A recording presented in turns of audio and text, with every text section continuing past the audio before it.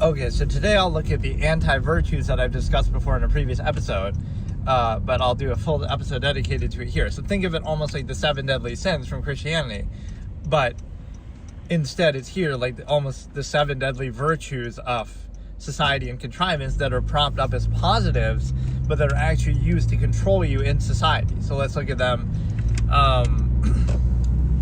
I feel like I didn't really say it quite like that before, like there's 7 of them, but there's at least that, but it's like taking every positive, right, and realizing, oh, it's just a way to control you and it's a pretense. So let me try to think how I would explain this, basically. Like one of the big ones I use is patience. Like, oh, patience is a virtue, right? But it's a situation where, hang on. Like, patience is a virtue. Okay, it's a good thing. Then just wait forever, right? It's conditional. You'll say, well, it's a good thing to wait, but only if, wait for a certain period of time, wait for a specific thing. Suppose you did that. Like, oh, it's nice to open the door for some random person even and let them in. And, okay, but then somebody else comes and then you let them in too. Or then, you keep doing it forever. So hold it fully accountable. If it's supposedly a virtue, right, you'll say, oh, waiting is a good thing, then just wait forever then. People will keep you waiting your whole life, right? Like peasants working for promises of heaven or other things that I say. Basically, again, if it's a good thing, then do it fully. Hold it accountable fully. That's what I call the absolutist accountability. The way an absolutist would invalidate something is not by, hey, Xavier, how's it going? Is not by ignoring it or dismissing it or trying to dismantle it. Oh no, they would do the opposite. They would hold it fully, absolutely accountable, and then it would be revealed as invalid because, oh, even, you see this all the time, even if it's used as a pretense, right? It's not really being valued. So a good example is amalgam theory, where you say, I don't know what that means, Vici, is like, oh, we value other people, right? We value human beings, but actually, no, you don't. Right, it's the nearness postulate. It's non-invasive self, because if you truly value other people, okay, then let's sacrifice 2 meals a day so that somebody starving gets a meal, and we can do amalgam theory where it's like the human family. So how can I eat 3 meals and somebody else is starving? Again, I'm not saying to do that. I'm saying it's a way that you would hold it accountable. Oh, you care about other people? No, you don't. You'll care about people in your immediate local environment right in front of you. You'll help some old lady across the street, but you're doing that for ego gratification, and it's the nearness postulate where they're right in front of you. Bigamist, what does that have to do with even what I'm talking about? Ligament. Hey, how's it going, Milan? So yeah, that's the strong point is, right, a good example, right? Patience is a virtue, except, okay, then wait for somebody, then wait longer, then wait forever. Wait as long as possible. If it's a good thing to wait, then wait forever. And then that's the best thing ever. Or wait, longer on purpose just because it feels good and gratifying or it's a virtue. No. If you hold it accountable, you realize, oh no, it's pointless. If you could do the same thing faster, why not do it, right? Wait for what? So you can tolerate it, but you don't glorify it. You don't say, okay, it's a good thing to wait, right? But then if it wasn't, okay, let's wait longer. Scoot up. Why leave? Oh, okay. Yeah, it doesn't really matter. I love people backseat gaming, even driving, IRL backseat gaming. But yeah, like those are 2 good examples to start, basically, in a topic that's quite a strong lot to it. So basically, again, number 1, patience is a virtue, but it's not, because then you'll be waiting for nothing, or you'll just wait for everybody, waiting for promises or for, pretense of something in the future. You'll be waiting your whole life to finally be free or to finally do what you wanted to do, right? You're always holding back. You're always, waiting for something, right? So if it's really a virtue, then okay, just wait forever. So it's not. It's just a way to control you. It's just a way to, again, take the same process that you would want to do anyway and just word. Hey, Moon. It's the same process that would be present. So if you can do it more efficiently, then why not? If you can do it without waiting, wouldn't that be better? So again, it's one thing, okay, you tolerate it, but not to glorify it. Michigan, no, it's New York State, central New York. And then the other one was like charity or value for humanity. You would say, oh, we care about other people, like be nice to other people socially in your local environment.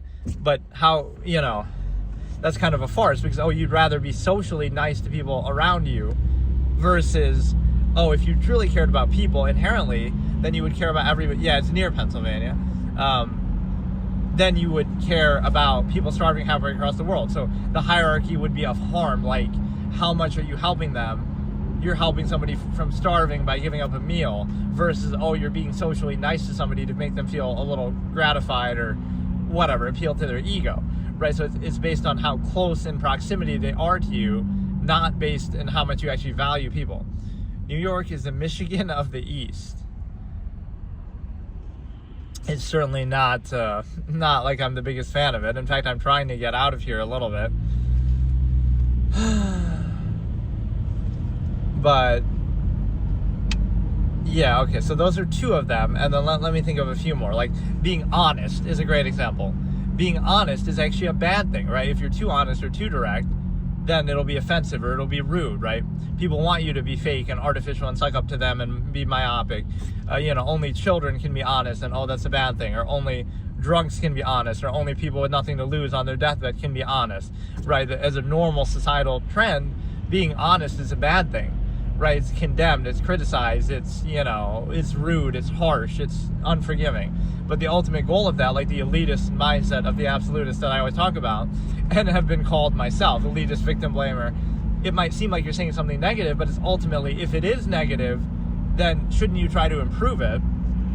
Not to impose a standard on other people, like, oh, what you think they should do, but based on whatever standard is present or that they claim to have, right? You would hold it absolutely accountable and say, okay, I'm going to,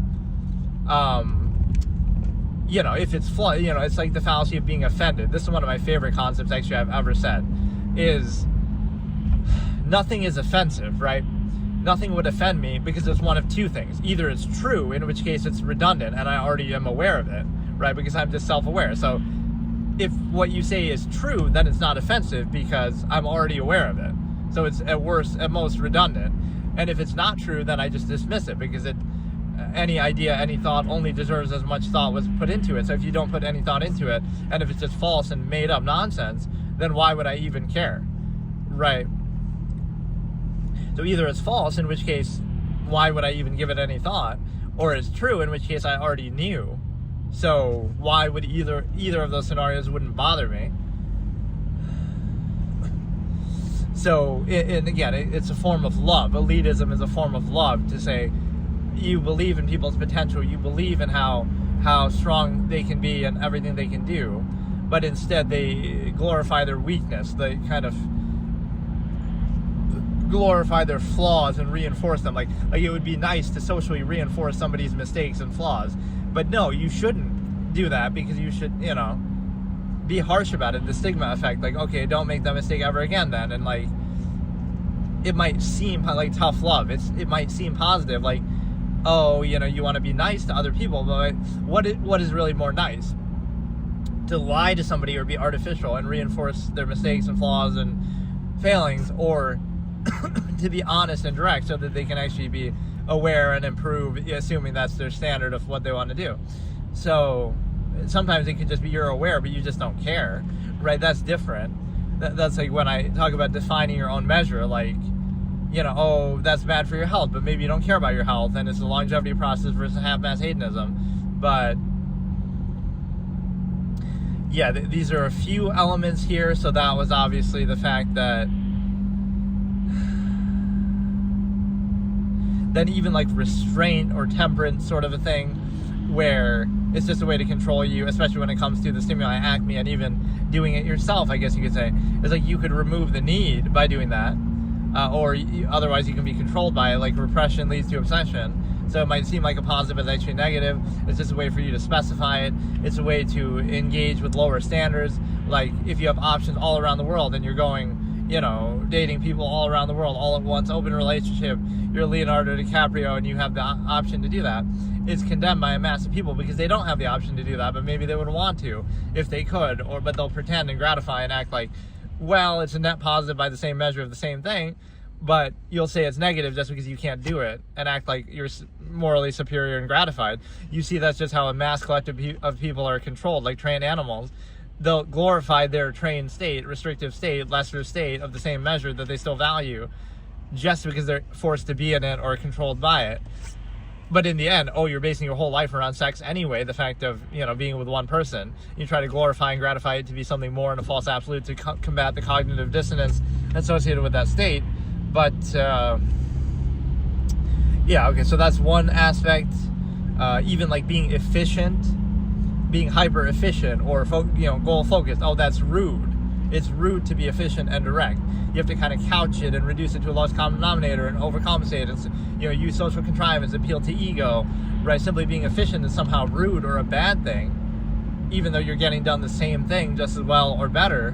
Why shouldn't that be a good thing? Why shouldn't everything be as efficient as possible? That's how the absolutist looks at it. Like it's a nuisance. It's a zero-sum process, so just get done with it. Remove the need, right? Not like insist upon it or associate it with the ego or attach it to the self or specify it. And so I've never heard that before, though. New York is the Michigan of the East. I don't know exactly, I don't know that much about Michigan, but I mean, I'm assuming that's not a compliment. But that one is, again, being honest is somehow rude or a bad thing, or being mean. Being efficient is somehow rude, right? You can imagine better. This is another thing, like the initial, like kind of just what's in front of you and your limited senses and your myopic, perspective versus your imagination. People can imagine something better. Like let's just look at it in the stimuli acme context, for example. This sometimes happens with like adult films and stuff. Adult films ruined my marriage, somebody says. Well, but that's just something that's out there, just an idea or something you could have imagined yourself. So what you're basically saying is there's something better than what you have that invalidates what you have. So in other words, it's not an absolute and you would prefer something else. So the solution is, we should ban those things. Because if we're aware of something or if we use our imagination, we'll realize that we can imagine better than what we actually have in front of us, right? Or that there are things better, so then we're not as happy with them. So like, that's what sometimes the fallacy of being desensitized. Right, it makes no sense because that just means, if you have more options and higher standards and more experiences and more opportunities, more resources, you have more of everything, then you wouldn't settle for what you settle for now. So the enemy is options. Like, this is where people say dating sites are bad or something like that versus, back in my day, we just went out with the girl in our local school or environment or whatever. So you had to settle for that because you didn't have the option. So you're going to gratify and glorify that, even though it's just limited options and nearness postulate, false absolute.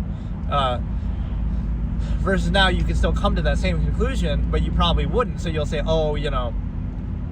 you'll blame technology and say, it's the fault of that, social media and stuff like that. But there's a reason why people prefer it. Maybe it just reveals that your old process was obsolete and now we have more options by the same process of doing the exact same thing. And so what it means is, the simple fact that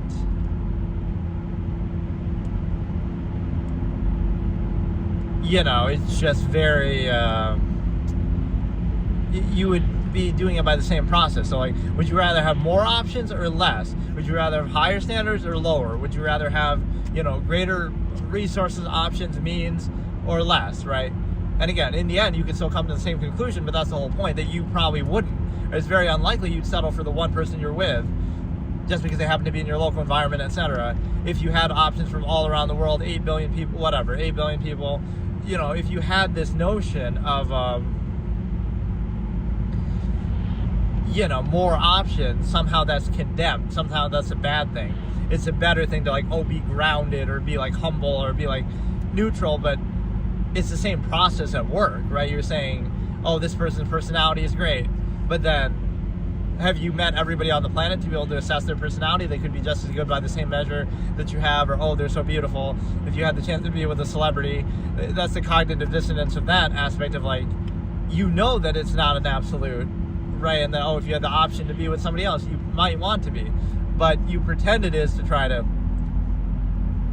appeal to the other person, but also to bypass your own cognitive dissonance that you're restricting and specifying an inherent process to only one person, which is a strong thing to do. So that one I find very telling, because again, it shows like technology will reveal something as obsolete, but then what do people do? They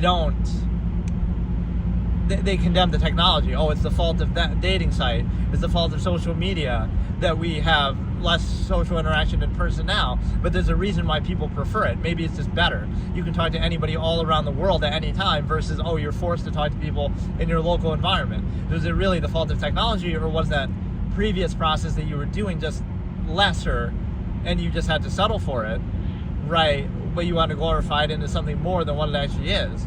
Right, so now you're pretending something is positive, that lesser nearness postulate, you're pretending that's a good thing, and you're pretending it's a bad thing to have more options of the same basic thing. So that's kind of the fallacy of how you could show it. Oh, these kids on their computer all day, right?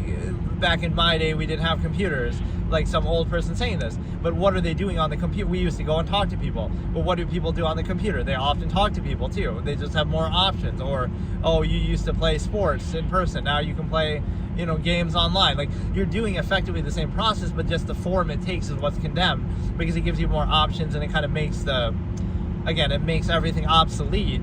But people want to cling to that old, antiquated machination process they were forced to endure. And the reason why is because, it can't be, they can't just say that. Like, oh, we had to settle for that because we didn't have the options that you have now. We had to settle for it, and now you have better options or more options. Instead, it has to be, oh, that was somehow better and more pure, and what you have now is worse somehow.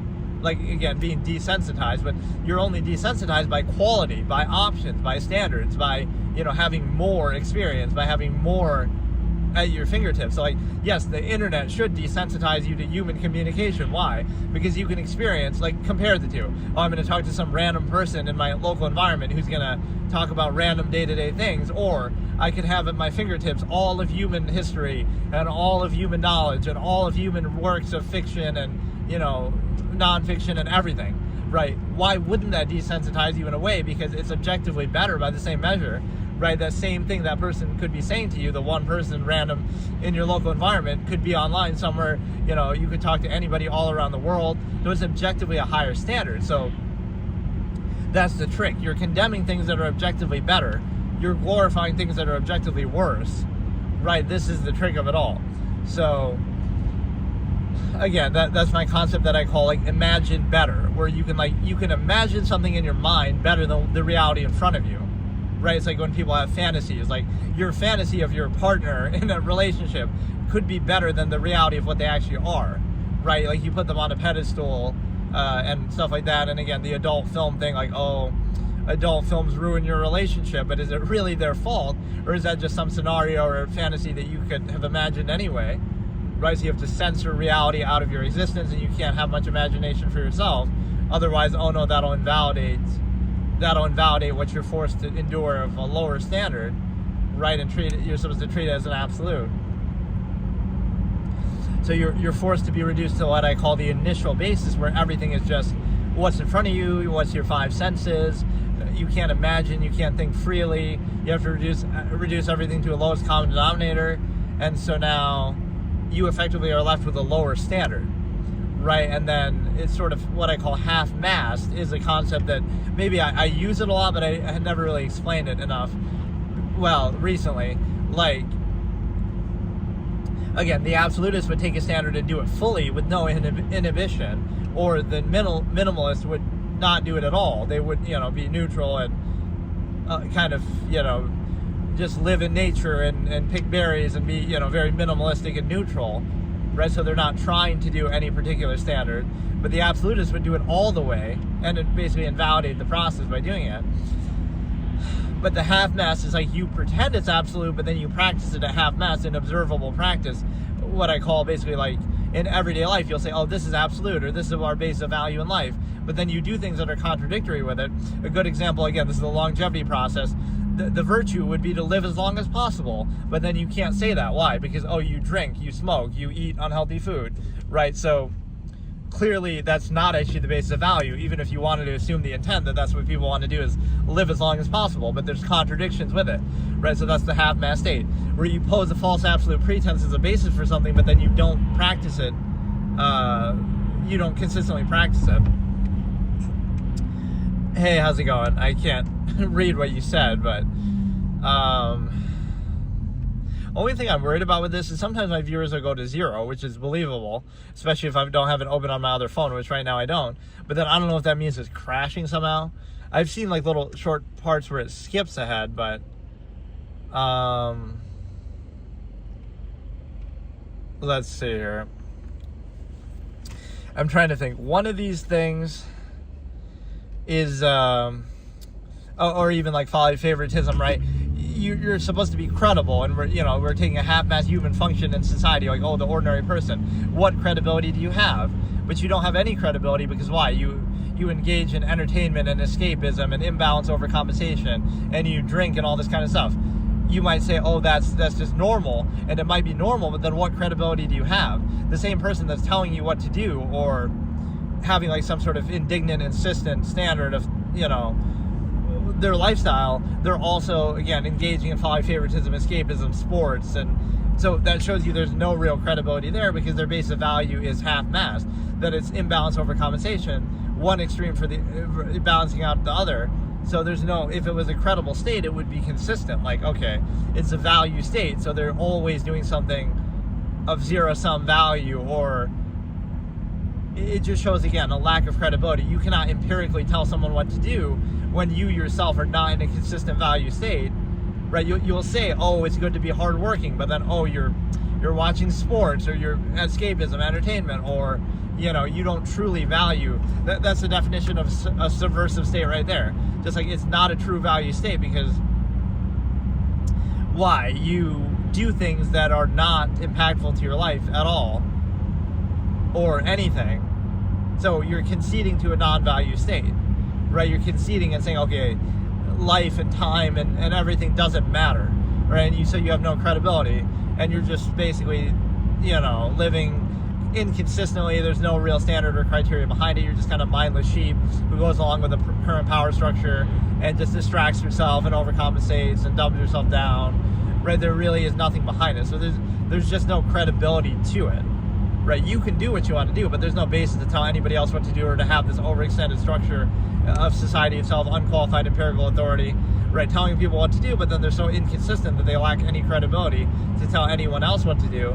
Again, with folly favoritism, with drinking, dumbing down, imbalance overcompensation, that really hurts their credibility, because you could say the same thing, like, oh, if I do that, let's say, oh, I engage in folly favoritism, or I do something like that, that's fine. I'm not claiming to have credibility, and I'm not empirically telling or expecting anybody anything to do. In fact, right now, as I'm speaking, I'm telling you the exact opposite. So, like, not to have unqualified empirical authority. So that would be the whole point, right? So if I did this all day, every day, that would give me credibility, but it's not a real thing. Right, so there is no credibility, because, again, a pretense will be posed, like, oh, the reason why society is structured and you're restricted and inhibited in so many ways is for what? For what consistent purpose? Oh, it's for efficiency, but then society isn't optimally efficient. Or, oh, it's for, it would be an unclear definition. It would pose certain things as pretenses. Oh, it's for safety, but then it's not optimally safe. Right? There's all these flaws and holes, and you might think, oh, that's like a stickler mentality, like the little glasses emoji with the finger point, but that's exactly what it is. Like, if you're posing an absolute by which everyone is restricted and inhibited in significant ways, then you better be accountable, and any little hole in that false absolute invalidates it, because you're doing all this inhibition, but then you get the false inherent contrivance response. But all this inhibition is for a certain purpose, pretense, but then it's not even consistently done, so it's invalidated, right? It has to be held fully accountable. And again, it would fall before that, but people are taken in by every new era of control. Like, that's where the stigma effect comes in. Of, like, every era of human history, people have just been fooled by one pretense or another. So shouldn't you look at them all the same way now? Oh, you're just being ruled by a different one, so how can you take it seriously? How can you ever take it seriously? You know right now that people are laughing behind closed doors at what morons you are.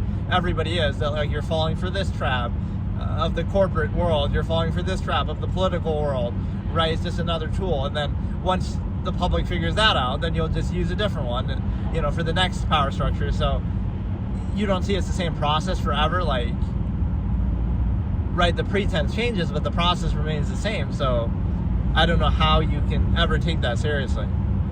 And people kind of don't, in a way. Like, there's a certain awareness of that, but then they still go along with it. Everything you do in your whole life contributes to self-creating that, reinforcing that structure, right? So don't act innocent like it's overextended, just more subtle. By buying groceries, you're supporting the corporation. By paying taxes, you're supporting the government. So, like, it's an overextended way of doing this. So, right, you still are directly responsible for it. So then, again, you're reduced to this ego basis where, like, oh, this gratification of social contrivance and, oh, being nice to each other or overcompensating. The problem with it is the fact that,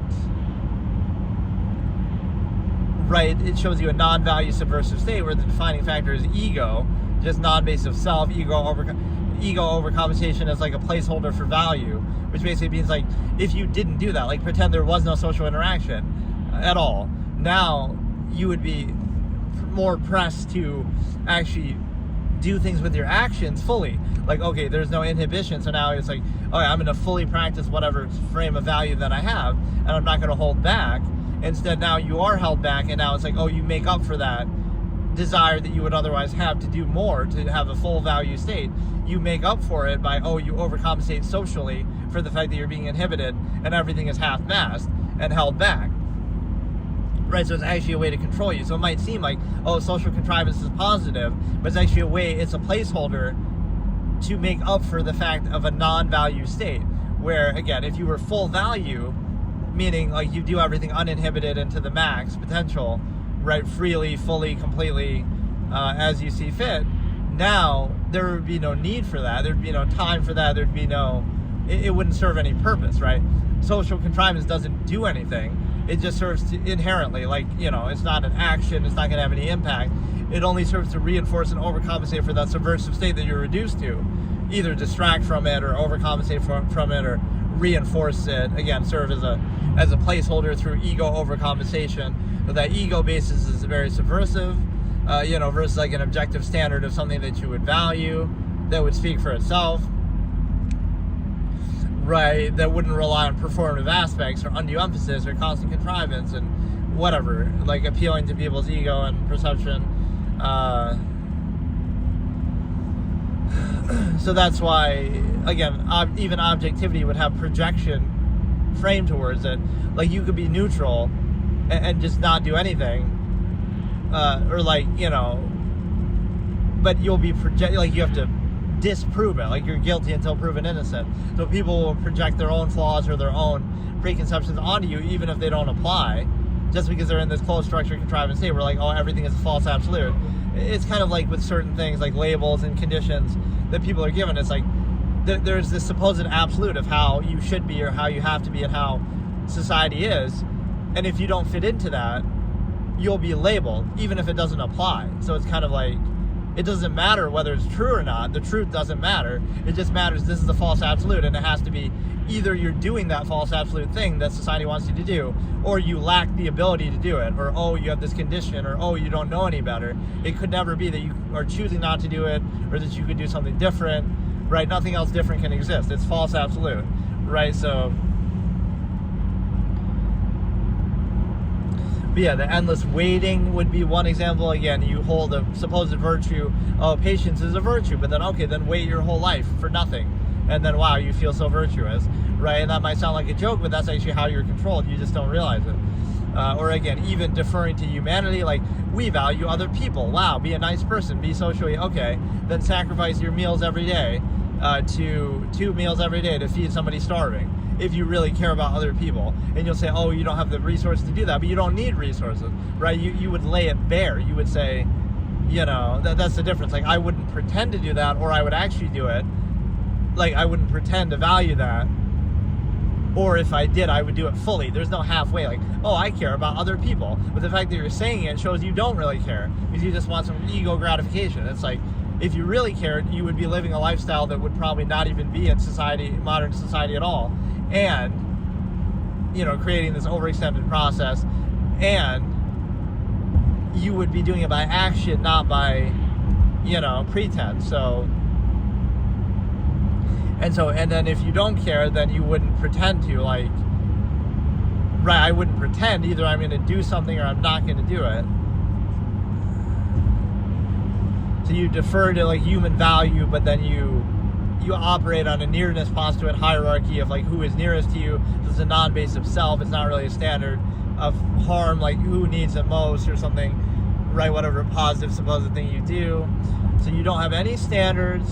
It's nothing more than self-insistence, right? The human ego kind of insisting upon itself. And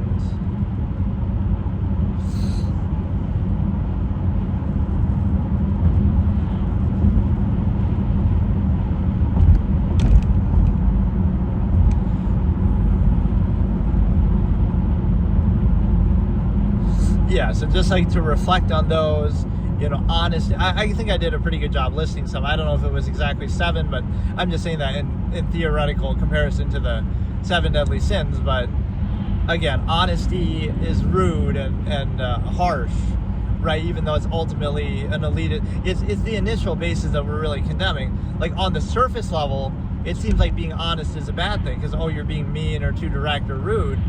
But if you truly value something, you wouldn't dance around it. So you'd say, okay,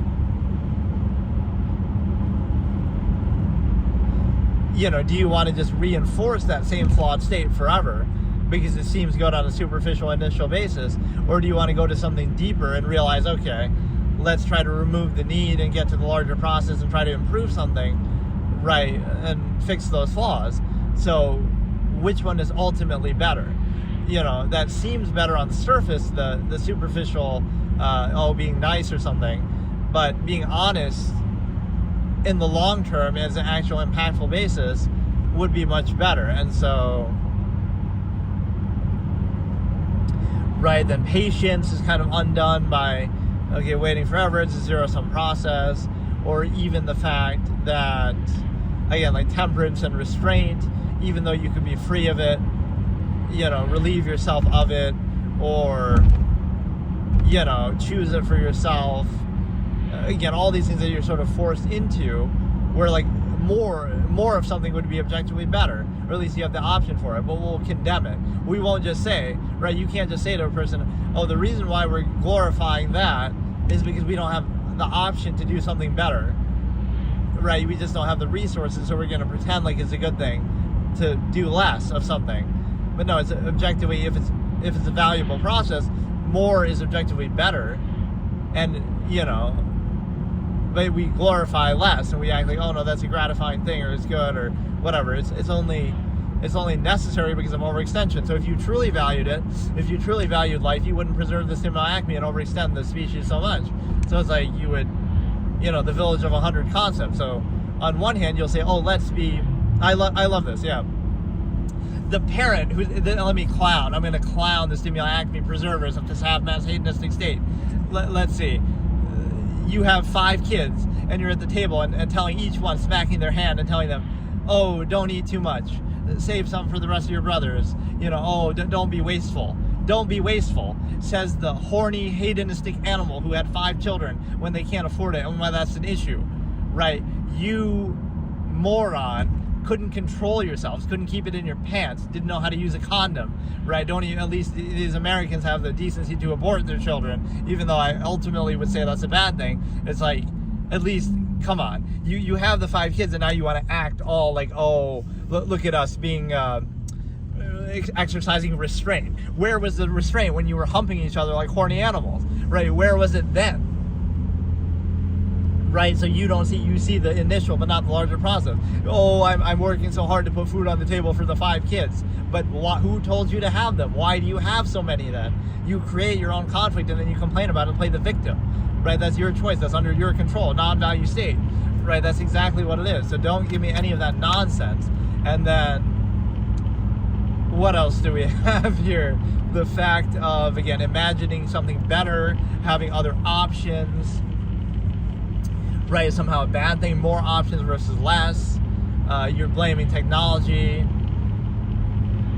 A lot of it comes back to the nearness postulate, what you're just kind of forced to endure, or settle for. So yeah, that was a pretty good comprehensive list. But that's kind of a funny way to cap off. Just like, imagine being that dumb. Like, look at the two standards. You're teaching your 5 children to not waste and to be, preserve everything. Meanwhile, you had 5 kids when you couldn't afford it, or you're complaining about it, or you're struggling to maintain it. Like, isn't that a form of indulgence and exuberance? That, you couldn't control yourself from having so much sex or whatever, from having all those kids, that now you're going to complain about that you can't take care of. Like, at what point are the two tied together? Like, well, then just don't have that many kids. Don't have kids. Like, and I'm not telling you not to do that, but then don't complain about it or struggle or use as an excuse for something. It's a very, very bad process. So,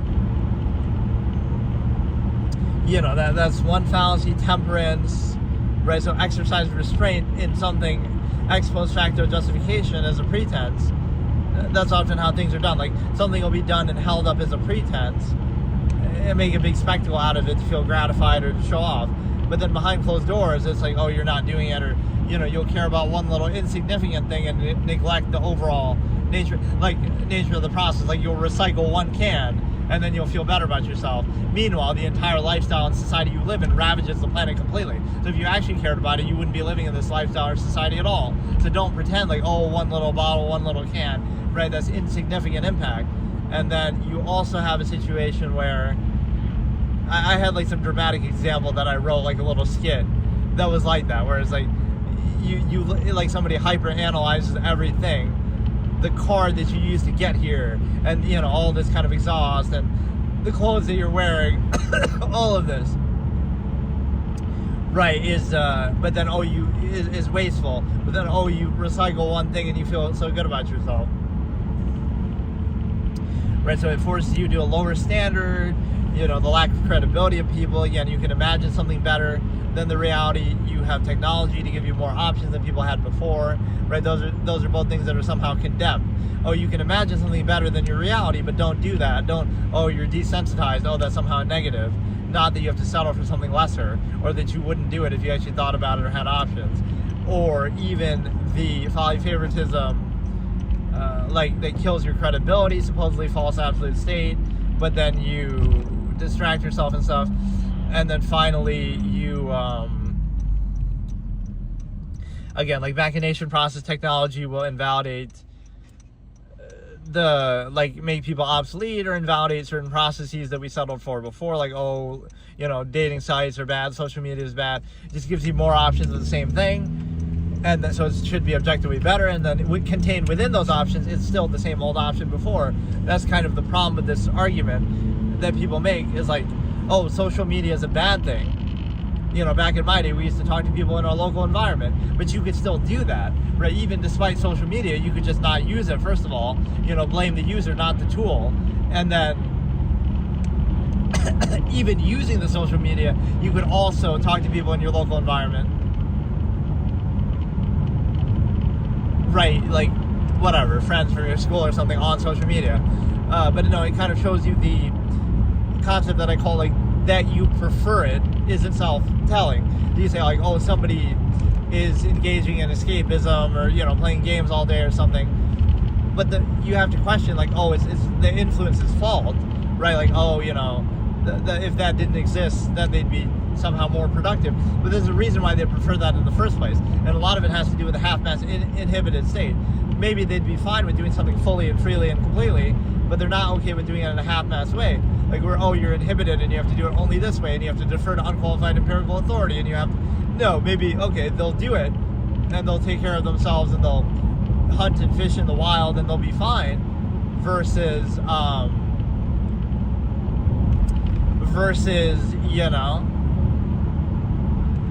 being inhibited, and then they defer to the inhibition, but now you define them and condemn them by their reaction to it. Like, fine, you can control and inhibit everything, and monopolize nature, and you can't go anywhere, you can't do anything freely. So now they're sort of, I'm going to defer to that and distract myself. But now you can't even do that in peace, or you're going to blame that. So it's not a true value state where you're saying, oh, this person isn't hardworking. They could be the hardest working person on the planet, but they don't want to do it in the name of unqualified empirical authority contrivance state that is half-assed and inhibits everything they do. And so now,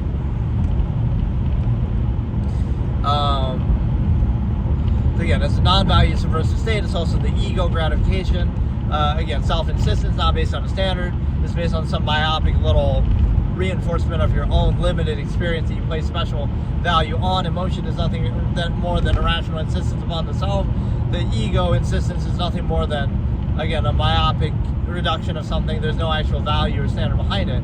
It's just people insisting upon themselves because they're themselves. Like, there's nothing, versus some objective standard, even by some of the same pretenses that are present there.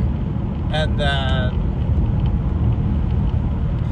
so if you don't put up performative aspects, people will project something onto you, even if it's not there. So they rely on that initial basis. Maybe the reason why you don't put up a front or appearances is because you have nothing to hide, right? And the reason why people do put up appearances in a front is because they do. So they're, it's like opposite interpretation concept, like where,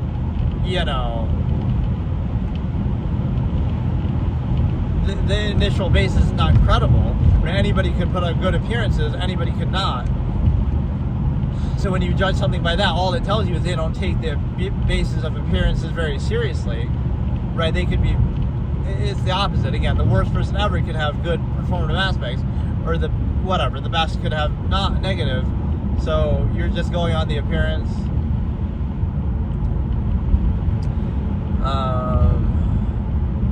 But again, those are maybe the two best examples of just, again, if waiting is good, then just wait forever, wait for everybody, wait endlessly, right? And you'll accomplish nothing by it.